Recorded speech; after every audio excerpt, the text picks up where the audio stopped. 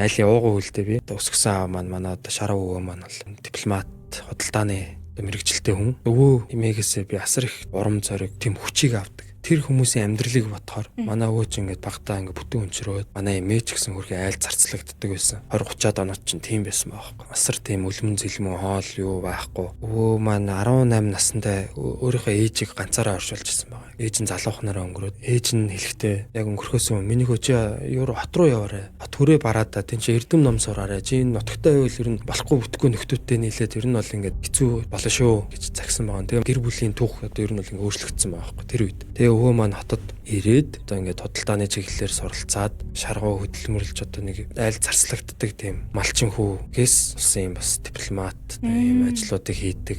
Их шудрах зантай тийм хүн байсан. Нөгөө боломж гэж яриад байгаа чинь тэр яваад байгаа. Яагаад би төрөөд ингээ нэгдүгээр 40 мянгад төрсэн те. Тэгэл бидний өвөг дээдсүүдийн туулж исэн тэр одоо 1900-аад 1800-аад ингээл тэрнээс өмнө те асар их саад бэрхшээл, асар их хэцүү юмнуудыг туулж яаж бидрийг төрүүлсэн юм бэ? Амар азтай байхгүй бид нар бол асар их боломжтой ийм цаг үед бид нар амьдарч байна. Интернет байна, химэл оюухан одоо галзуурж байна те. Амар хөгжиж байна, хүчин чадал нэгсэж байна. Ийм цаг үед одоо өөрийгөө өрөвдөөд те хохирогчийн дүрд ороод суугаад байх бол бас хайрын, маш хайрын. Ягаад гэвэл тэр хүмүүсээс асар их юмыг туулаад таныг одоо хүн болгоод төрүүлсэн ба шүү дээ. Тэр бидэрт бол алдах тийм одоо гоншигнох гэх юм уу. Миний хувьд л тийг санагддаг. Тийм их одоо байхгүй. Харин ч энэ боломжийг ашиглаад бусад хүмүүстэй улам их боломжуудыг үүсгэхийн төлөө явъя. Ягаад гэвэл надад асар их тийм боломжийг тэр хүмүүс маань үүсгэсэн байгаа байхгүй. Дараа үедээ ч гэсэн бид нар одоо тэр баатрууд нь болохын төлөө явах хэрэгтэй. Тэр ялалтын түүхийг нь бичиж өгөх хэрэгтэй. Ялагдлын түүх шүү дээ. Бид нар нэг л өдөр тэгэл байхгүй болно шүү дээ. Байхгүй болоход бидрээс тэр түүхийг авч явах хэрэгтэй.